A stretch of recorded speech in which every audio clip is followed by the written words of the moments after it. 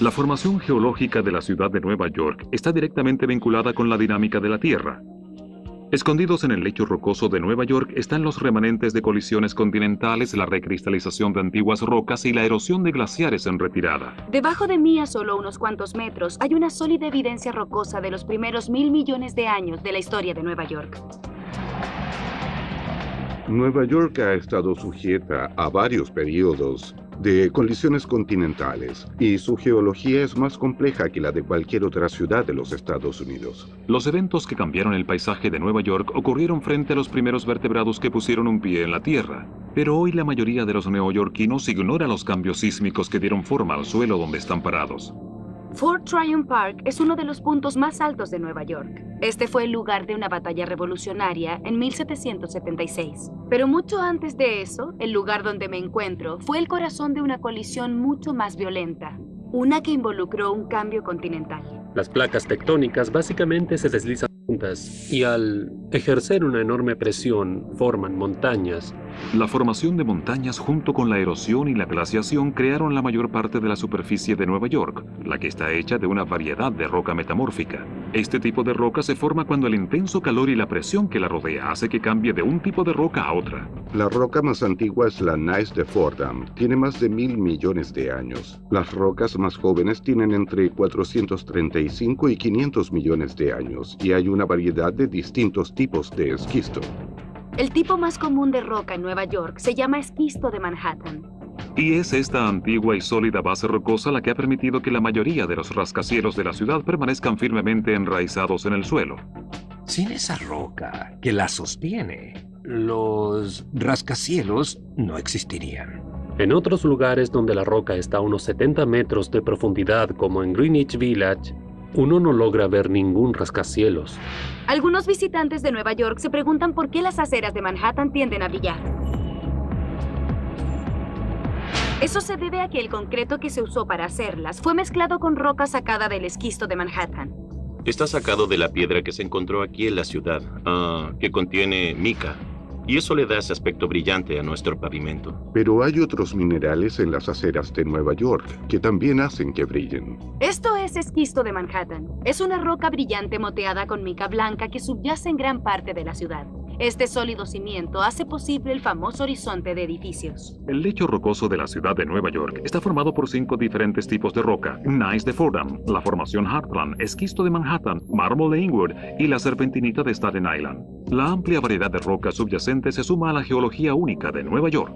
La isla de Manhattan, por ejemplo, está en gran parte construida sobre roca muy dura y muy durable, la que no fue arrastrada cuando los glaciares llegaron desde el norte. Los glaciares llegaron hace unos 21.000 años y se quedaron hasta hace unos 18.000 y luego empezaron a derretirse.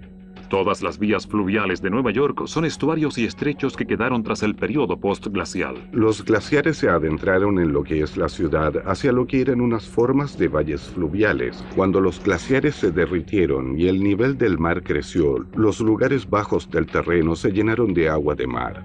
Al río Harlem y al río Este no llegan corrientes de agua dulce. El río Hudson tiene un tremendo complemento de agua dulce que viene de sus ríos tributarios, así que en realidad es un estuario.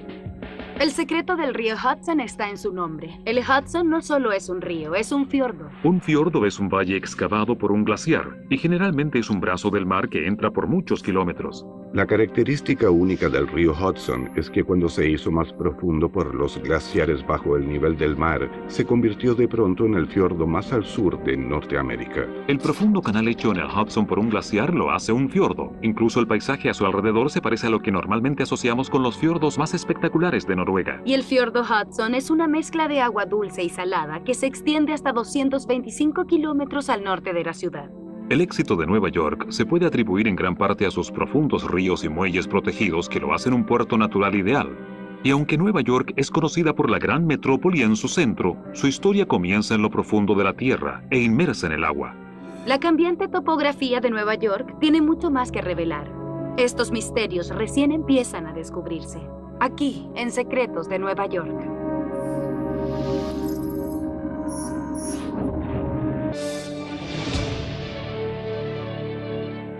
1864. Son apresados durante la Guerra Civil.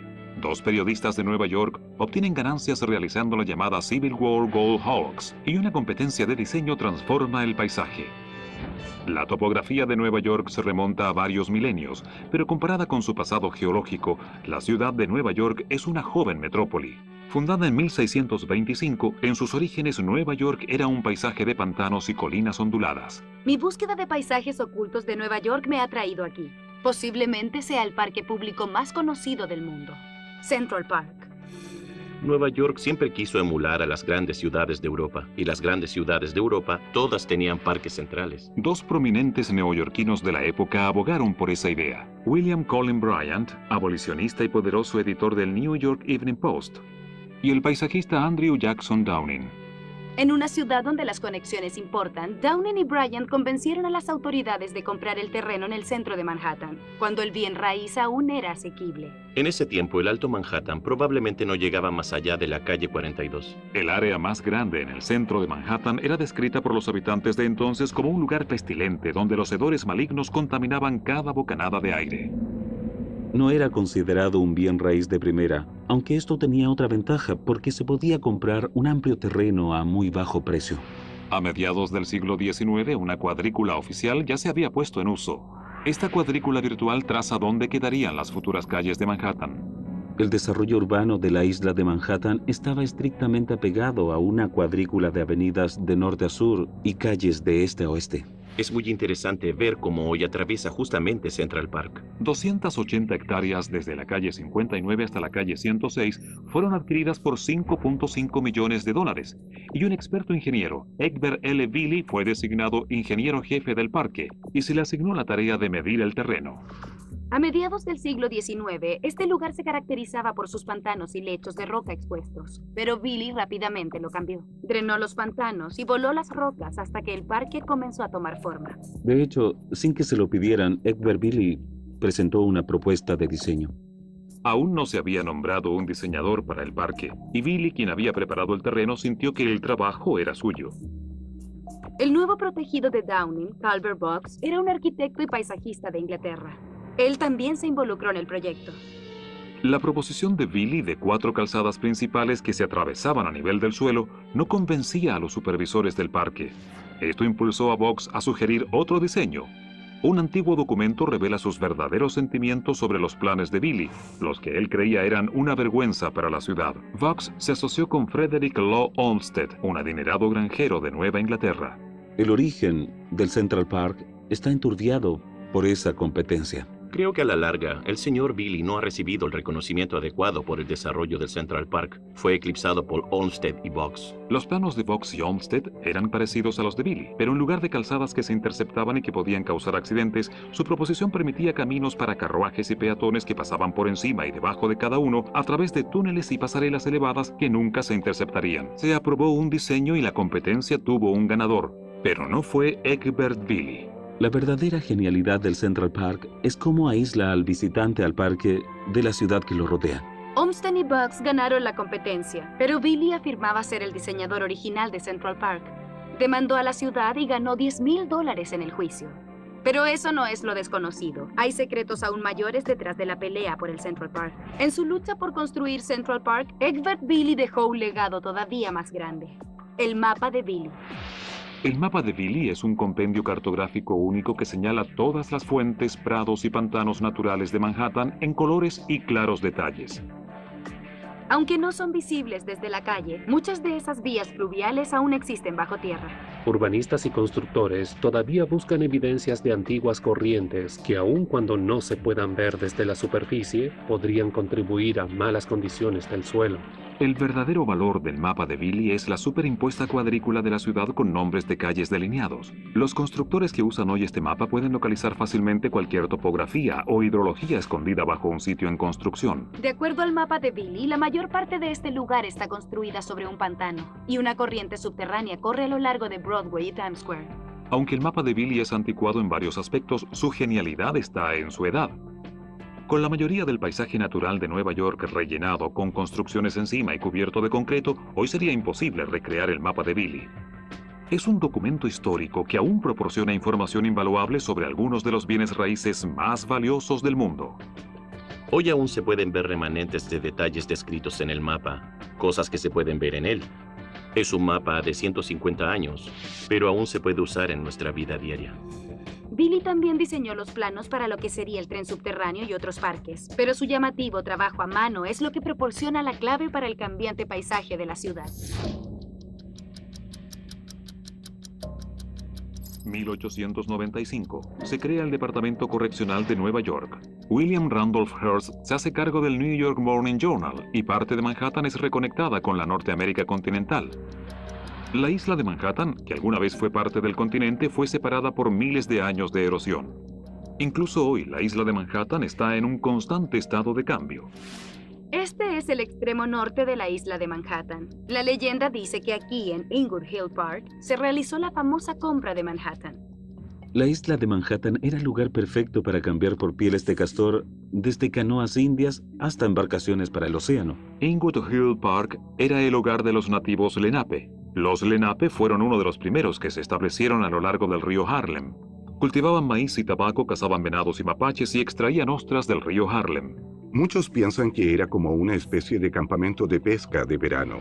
En el siglo XVII, una comunidad de granjeros holandeses floreció aquí en el Alto Manhattan. Mientras la ciudad se expandía hacia el norte, Inwood fue la última parte de Manhattan en desarrollarse. Ofrecía sus propios problemas para la construcción debido principalmente a su formación geológica. A finales del siglo XIX y principios del XX, Inwood era el lugar de las haciendas de privilegiados residentes de Manhattan, incluyendo los señores de Laurent Taylor e Isidore Strauss de Abraham and Strauss Department Store. La ventaja para construir esas casas era el Hudson River Railroad, pero cuando se creó el New Grand Central, en lugar de que el ferrocarril bajara por el río Hudson hacia el Bajo Manhattan, giraba en el río Harlem, así que el norte de Manhattan se quedó sin un buen servicio de tren, y cuando el RT1 apareció en esa área, entonces el norte de Manhattan creció. Este es un hecho poco conocido. Inwood Hill Park contiene el último bosque primigenio que existe en Manhattan.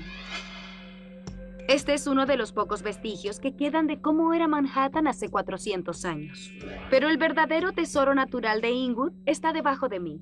Se llama mármol de Inwood y ha existido por casi 450 millones de años. El mármol de Inwood se formó cuando capas de dolomita y piedra caliza se fusionaron por el intenso calor que se produjo cuando la placa continental de la costa este de Norteamérica colisionó con una serie de islas volcánicas. El resultado fue una brillante y blanca roca metamórfica. El mármol de Inwood es una variedad más blanda del lecho rocoso de Manhattan. Es la roca que originalmente unía Manhattan al continente, pero a través del tiempo, el mármol blando se erosionó y fue arrastrado por los ríos Hudson, Harlem y este. Desde mediados del siglo XVII y hasta finales del siglo XVIII, este valioso mineral fue explotado por los primeros colonizadores de Nueva Harlem, y varias canteras comerciales dominaron el paisaje. Se usaba en la construcción para estructuras como muros y arcos, para lujosas propiedades y hasta para hacer cal para fertilizante. Por eso el versátil mármol de Inwood era una mercancía muy preciada. Pero era de una calidad muy pobre. Tan pronto encontraron mejores materiales, esas canteras fueron abandonadas. En 1891, mucho después de la desaparición de la industria del mármol, un experto en bienes raíces llamó a esta área Marble Hill. 1790. George Washington da el primer discurso del Estado de la Unión. La Suprema Corte de los Estados Unidos se reúne por primera vez en la ciudad de Nueva York, y la demolición de un viejo fuerte abre el camino a un paseo público. Cuando los colonizadores holandeses llegaron, a principios del siglo XVIII, la isla de Manhattan era una franja de tierra mucho más angosta. Hace 300 años, muchas de las calles a lo largo del actual terreno costero habrían estado bajo el agua. Las raíces de Nueva York están en el Bajo Manhattan. Fue aquí donde esta metrópoli gigante tuvo sus comienzos. Fue fundada para ser la capital financiera del mundo. Era un puesto fronterizo comercial. La razón para ser un centro comercial es el gran puerto que brinda un acceso directo a Europa. Empezando en su mayor parte en tierras de labranza en el siglo XVII, la población de la ciudad creció. Estas granjas o baggeries, como eran llamadas por los holandeses, pronto fueron alcanzadas por entidades residenciales o comerciales cuando la ciudad de Nueva York empezó a prosperar y crecer. Esta es Pearl Street. Lleva su nombre por las conchas perladas que se encontraron en sus costas cuando Pearl Street estaba a la orilla del agua. Originalmente la orilla este de la costa del Bajo Manhattan terminaba en Pearl Street y la del oeste en Greenwich Street. no había mucho dinero para la construcción del borde costero de Nueva York. En 1686, el gobernador Dongan le concedió a la ciudad el derecho de reunir fondos vendiendo lotes de agua. Los lotes de agua eran concesiones de terreno en el agua. Ellos eran o alquilados o vendidos a privados. En aquel entonces, los neoyorquinos que vivían en el borde costero construyeron muelles para que los barcos echaran amarras. Con el tiempo se empezó a acumular sal en los muelles vacíos y hubo que construir nuevos muelles adentrándose en el río. Debido a eso se permitió la venta de terreno hasta llegar a los 122 metros en el agua y se usó relleno para expandir rápidamente la costa y lucrar de ello. Siempre hemos estado tratando de ampliar los límites de donde estamos, rellenando la costa. El relleno de esa época no era fiscalizado por las leyes de sanidad y estaba formado por arena y conchas de ostras e incluso caballos y cerdos muertos. Todo lo que se puede construir tiene valor, y ciertamente en Nueva York, la capital del mundo financiero, el valor está al tope de la lista. El terreno de la Iglesia de la Trinidad era uno de los más grandes y fue arrendado hasta que se vendió, pero no todos los terrenos de Manhattan eran privados. Pronto los ciudadanos tuvieron su propio espacio de recreación. Este parque fue construido con las cosas que quedaron de la demolición del Fuerte George. El lugar, que tenía el toque occidental del Bajo Manhattan, fue una gran atracción para los neoyorquinos y les permitió tener un espacio abierto que hoy conocemos como Battery Park.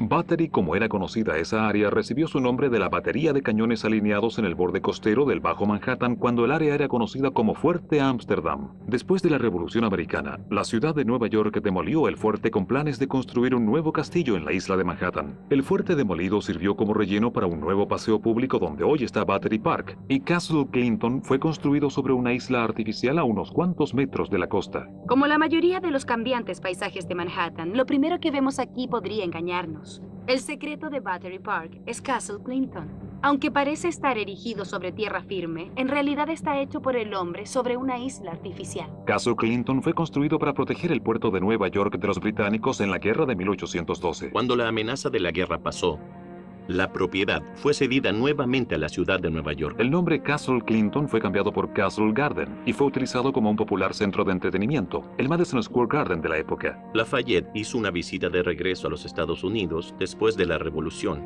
y fue hospedado en Castle Garden.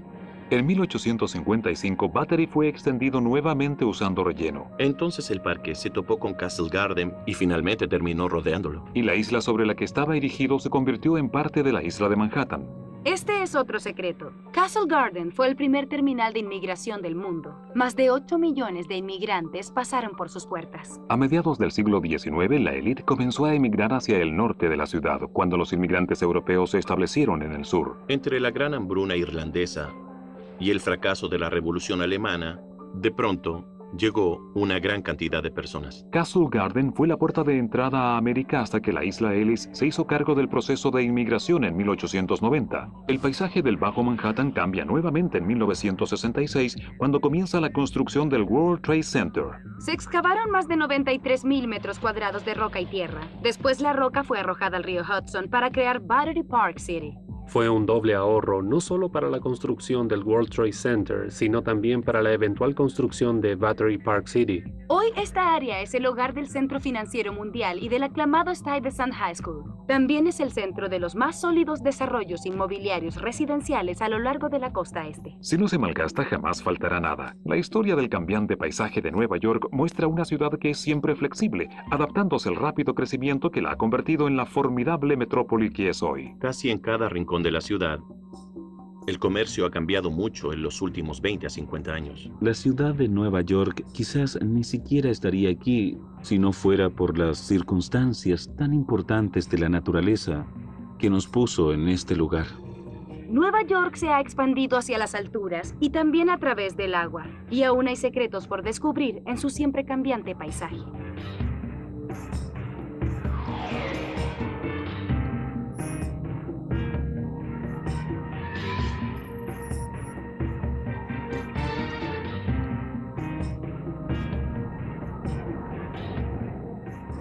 Estoy en el Museo Americano de Historia Natural, donde podemos viajar en el tiempo hasta la formación de la Tierra.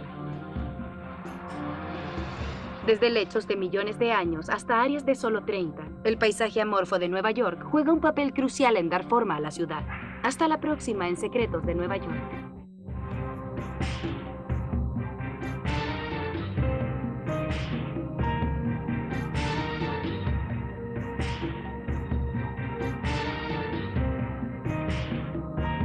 por el desarrollo del Central Park fue eclipsado por Olmsted y Box. Los planos de Box y Olmsted eran parecidos a los de Billy, pero en lugar de calzadas que se interceptaban y que podían causar accidentes, su proposición permitía caminos para carruajes y peatones que pasaban por encima y debajo de cada uno a través de túneles y pasarelas elevadas que nunca se interceptarían. Se aprobó un diseño y la competencia tuvo un ganador, pero no fue Egbert Billy.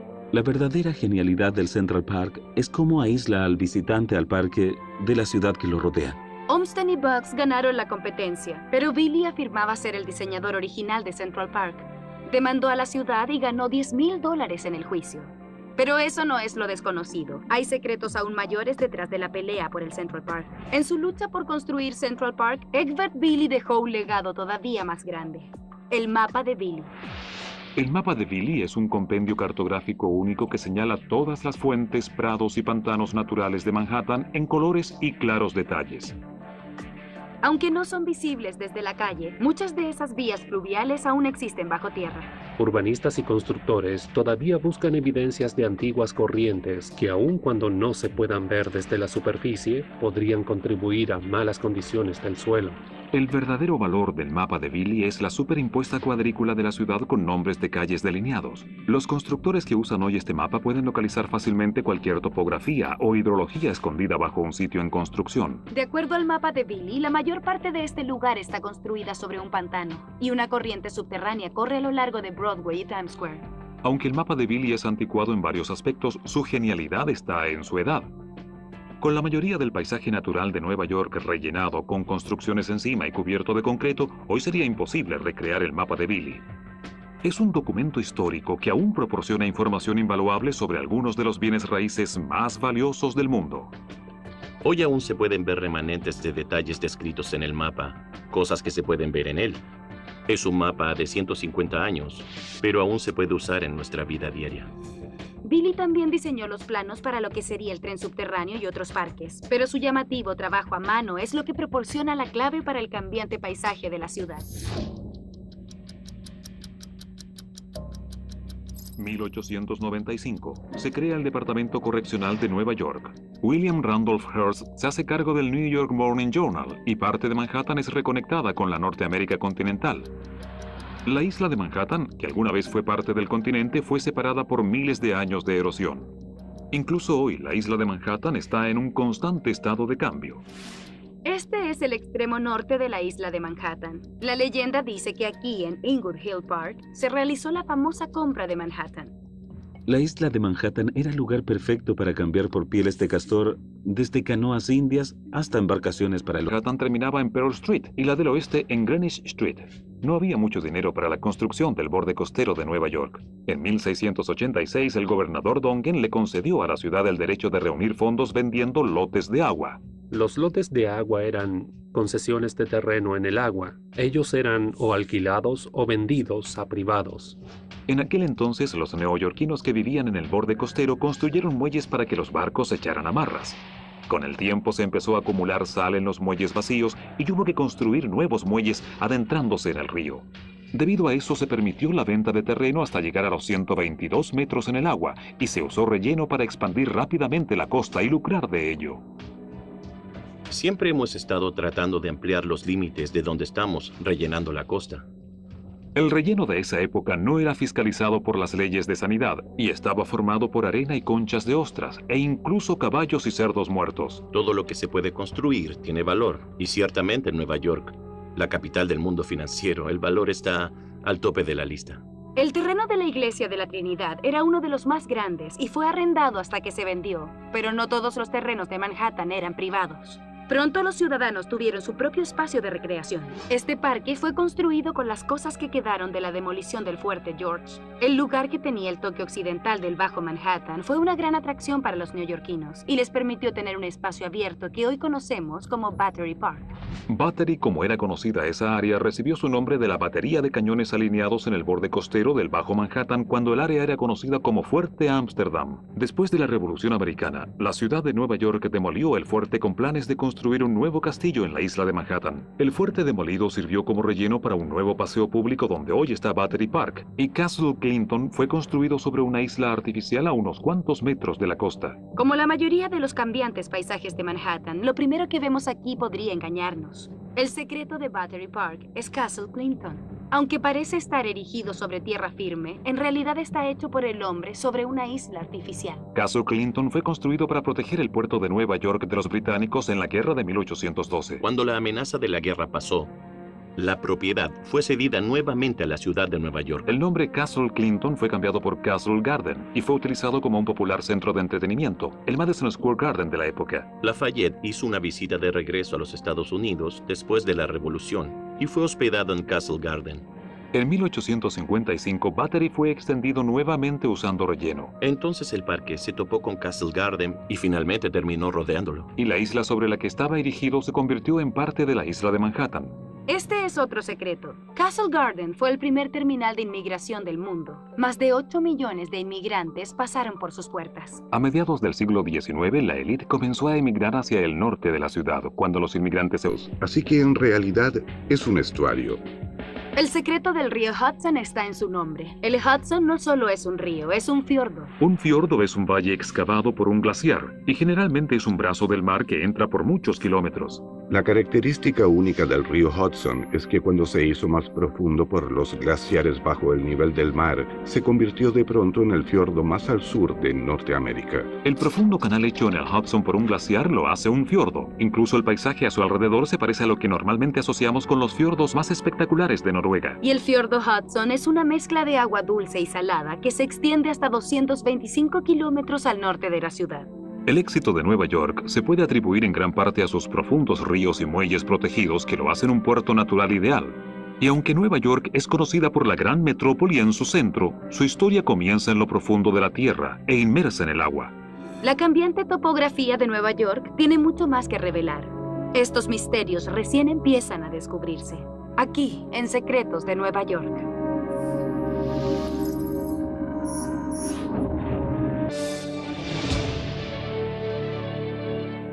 ...1864... Son apresados durante la Guerra Civil. Dos periodistas de Nueva York obtienen ganancias realizando la llamada Civil War Gold Hawks, y una competencia de diseño transforma el paisaje. La topografía de Nueva York se remonta a varios milenios, pero comparada con su pasado geológico, la ciudad de Nueva York es una joven metrópoli.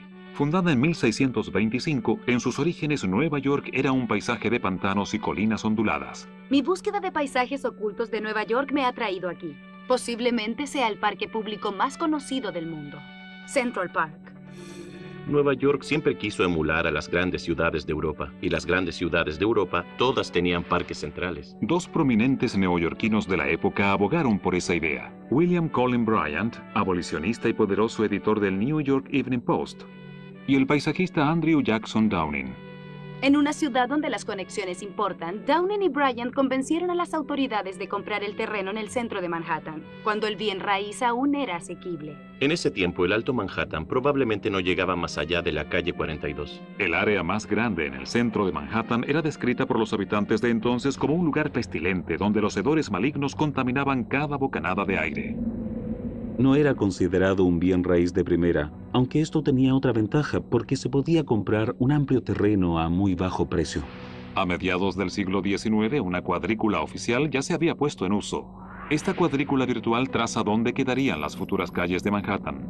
El desarrollo urbano de la isla de Manhattan estaba estrictamente apegado a una cuadrícula de avenidas de norte a sur y calles de este a oeste. Es muy interesante ver cómo hoy atraviesa justamente Central Park. 280 hectáreas vacíos y hubo que construir nuevos muelles adentrándose en el río. Debido a eso se permitió la venta de terreno hasta llegar a los 122 metros en el agua y se usó relleno para expandir rápidamente la costa y lucrar de ello. Siempre hemos estado tratando de ampliar los límites de donde estamos, rellenando la costa. El relleno de esa época no era fiscalizado por las leyes de sanidad y estaba formado por arena y conchas de ostras e incluso caballos y cerdos muertos. Todo lo que se puede construir tiene valor, y ciertamente en Nueva York, la capital del mundo financiero, el valor está al tope de la lista. El terreno de la Iglesia de la Trinidad era uno de los más grandes y fue arrendado hasta que se vendió, pero no todos los terrenos de Manhattan eran privados. Pronto los ciudadanos tuvieron su propio espacio de recreación. Este parque fue construido con las cosas que quedaron de la demolición del Fuerte George. El lugar, que tenía el toque occidental del Bajo Manhattan, fue una gran atracción para los neoyorquinos y les permitió tener un espacio abierto que hoy conocemos como Battery Park. Battery, como era conocida esa área, recibió su nombre de la batería de cañones alineados en el borde costero del Bajo Manhattan cuando el área era conocida como Fuerte Amsterdam. Después de la Revolución Americana, la ciudad de Nueva York demolió el fuerte con planes de construir un nuevo castillo en la isla de Manhattan. El fuerte demolido sirvió como relleno para un nuevo paseo público donde hoy está Battery Park, y Castle Clinton fue construido sobre una isla artificial a unos cuantos metros de la costa. Como la mayoría de los cambiantes paisajes de Manhattan, lo primero que vemos aquí podría engañarnos. El secreto de Battery Park es Castle Clinton. Aunque parece estar erigido sobre tierra firme, en realidad está hecho por el hombre sobre una isla artificial. Castle Clinton fue construido para proteger el puerto de Nueva York de los británicos en la guerra de 1812. Cuando la amenaza de la guerra pasó, la propiedad fue cedida nuevamente a la ciudad de Nueva York. El nombre Castle Clinton fue cambiado por Castle Garden y fue utilizado como un popular centro de entretenimiento, el Madison Square Garden de la época. Lafayette hizo una visita de regreso a los Estados Unidos después de la Revolución y fue hospedado en Castle Garden. En 1855, Battery fue extendido nuevamente usando relleno. Entonces el parque se topó con Castle Garden y finalmente terminó rodeándolo. Y la isla sobre la que estaba erigido se convirtió en parte de la isla de Manhattan. Este es otro secreto. Castle Garden fue el primer terminal de inmigración del mundo. Más de 8 millones de inmigrantes pasaron por sus puertas. A mediados del siglo XIX, la élite comenzó a emigrar hacia el norte de la ciudad, cuando los inmigrantes europeos se establecieron en el sur. Entre la gran hambruna irlandesa y el fracaso de la Revolución Alemana, de pronto llegó una gran cantidad de personas. Castle Garden fue la puerta de entrada a América hasta que la isla Ellis se hizo cargo del proceso de inmigración en 1890. El paisaje del Bajo Manhattan cambia nuevamente en 1966, cuando comienza la construcción del World Trade Center. Se excavaron más de 93,000 metros cuadrados de roca y tierra. Después la roca fue arrojada al río Hudson para crear Eso se debe a que el concreto que se usó para hacerlas fue mezclado con roca sacada del esquisto de Manhattan. Está sacado de la piedra que se encontró aquí en la ciudad, que contiene mica, y eso le da ese aspecto brillante a nuestro pavimento. Pero hay otros minerales en las aceras de Nueva York que también hacen que brillen. Esto es esquisto de Manhattan. Es una roca brillante moteada con mica blanca que subyace en gran parte de la ciudad. Este sólido cimiento hace posible el famoso horizonte de edificios. El lecho rocoso de la ciudad de Nueva York está formado por 5 diferentes tipos de roca: gneiss de Fordham, la formación Heartland, esquisto de Manhattan, mármol de Inwood y la serpentinita de Staten Island. La amplia variedad de rocas subyacentes se suma a la geología única de Nueva York. La isla de Manhattan, por ejemplo, está en gran parte construida sobre roca muy dura y muy durable, la que no fue arrastrada cuando los glaciares llegaron desde el norte. Los glaciares llegaron hace unos 21.000 años y se quedaron hasta hace unos 18.000 y luego empezaron a derretirse. Todas las vías fluviales de Nueva York son estuarios y estrechos que quedaron tras el periodo postglacial. Los glaciares se adentraron en lo que es la ciudad hacia lo que eran unas formas de valles fluviales. Cuando los glaciares se derritieron y el nivel del mar creció, los lugares bajos del terreno se llenaron de agua de mar. Al río Harlem y al río Este no llegan corrientes de agua dulce. El río Hudson tiene un tremendo complemento de agua dulce que viene de sus ríos tributarios, así que en realidad es un estuario. El secreto del río Hudson está en su nombre. El Hudson no solo es un río, es un fiordo. Un fiordo es un valle excavado por un glaciar y generalmente es un brazo del mar que entra por muchos kilómetros. La característica única del río Hudson es que cuando se hizo más profundo por los glaciares bajo el nivel del mar, se convirtió de pronto en el fiordo más al sur de Norteamérica. El profundo canal hecho en el Hudson por un glaciar lo hace un fiordo. Incluso el paisaje a su alrededor se parece a lo que normalmente asociamos con los fiordos más espectaculares de Noruega. Y el fiordo Hudson es una mezcla de agua dulce y salada que se extiende hasta 225 kilómetros al norte de la ciudad. El éxito de Nueva York se puede atribuir en gran parte a sus profundos ríos y muelles protegidos que lo hacen un puerto natural ideal.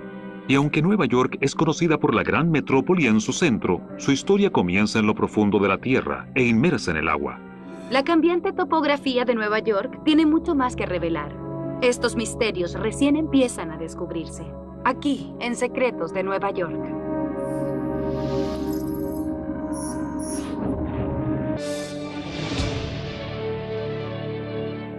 ...1864... son apresados durante la Guerra Civil. Dos periodistas de Nueva York obtienen ganancias realizando la llamada Civil War Gold Hawks, y una competencia de diseño transforma el paisaje. La